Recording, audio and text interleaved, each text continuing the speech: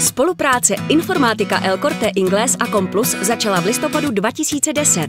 Cílem tohoto partnerství bylo vytvořit centrum služeb informačních technologií a nabízet služby jak v České republice, na Slovensku, tak i v jiných evropských zemích. Obě společnosti mají velké zkušenosti jako specialisté v oblasti technologických řešení a služeb. Kombinace zkušeností, inovací, finanční síly, kontroly kvality a metodiky v oblasti poskytování služeb poskytuje našim zákazníkům nejefektivnější reakci na své potřeby. Centrum sdílených služeb v Ústí nad Labem získalo podporu EU v rámci svého programu na přilákání zahraničních investic do Ústeckého kraje. Při této příležitosti jsme vytvořili unikátní portfolio služeb zvyšujících konkurenceschopnost našich zákazníků. Centra sdílených služeb.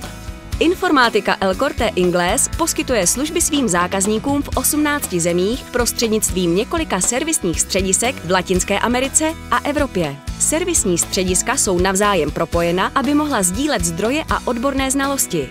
Centrum sdílených služeb v Ústí nad Labem přistupuje komplexně k otázce podpory použitím modelů řízení, technologií a nástrojů, které poslouží k dosažení vysoké míry industrializace procesů. Centrum v Ústí nad Labem je orientované na dvě hlavní linie podnikání.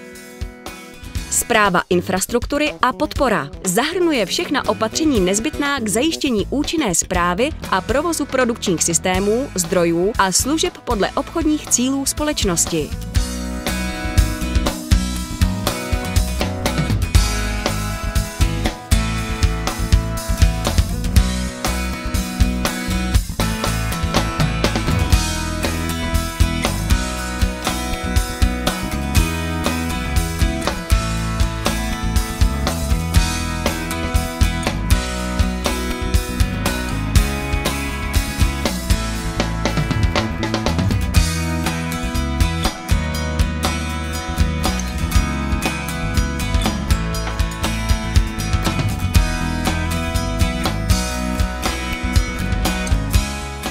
BPO Document Services nabízí komplexní služby správy záznamů během celého životního cyklu dokumentu. Máme prokazatelné zkušenosti a velký multidisciplinární tým expertů v různých oblastech dokument outsourcingových služeb.